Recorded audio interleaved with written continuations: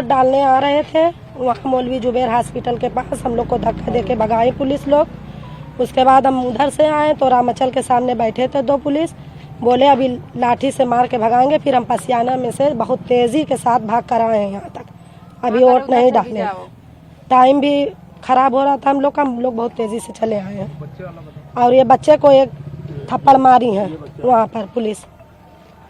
चार औरत हिंदू थी, उनको आने दिए और हम दोनों आ रहे थे, हम दोनों को नहीं आने दिए। चार वाले थी कि डंडे वाले थी? अभी तो नहीं लगे, सब थे, मतलब सब साथ में। बहुत पुलिस थी वहाँ पर।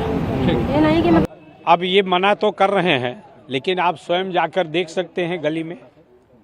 आप गलियों में जाकर देखिए। अभी आपके सामने महिला थी, उसको तो हमने बुलाया नहीं था, उसने हमें आके हमसे झगड़ा कर रही है कि आप लोग यहाँ खड़े हों, वहाँ हम लोगों को मार के भगाया जा रहा है।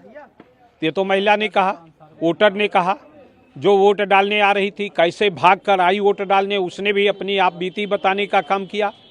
और ये भी बताया कि हमारे बगल में दो साड़ी पहन के महिलाएं आ रही थी, उनको नहीं रोकने का काम किया गया।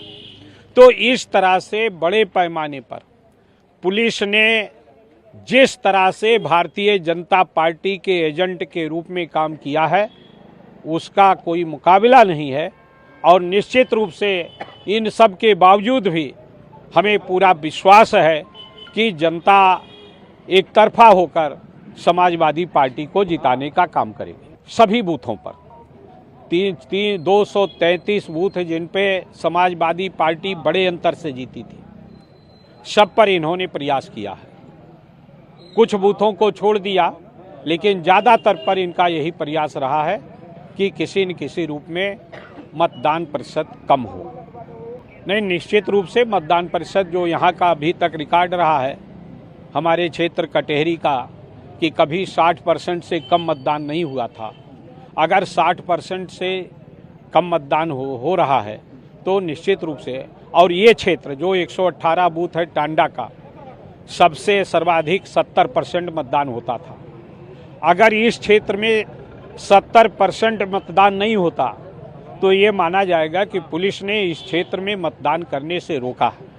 और भीटी का क्षेत्र जिसमें केवल 40% मतदान होता था, अगर वहाँ मतदान प्रतिशत बढ़ा तो ये माना जाएगा कि प्रशासन ने बोगस वोट डलाकर भाजपा को लाभ पहुंचाने का काम किया। यहाँ के जो मैंने तो समझता था कि डीएम सब कुछ कर रहे हैं, लेकिन अब दिखाई पड़ रहा है कि सबसे ज़्यादा भारतीय जनता पार्टी के पक्ष में लड़ाई लड़ने का काम पुलिस अधीक्षक कर रहे हैं और भारतीय जनता पार्टी के कार्यकर्ता के रूप में वो काम कर रहे हैं।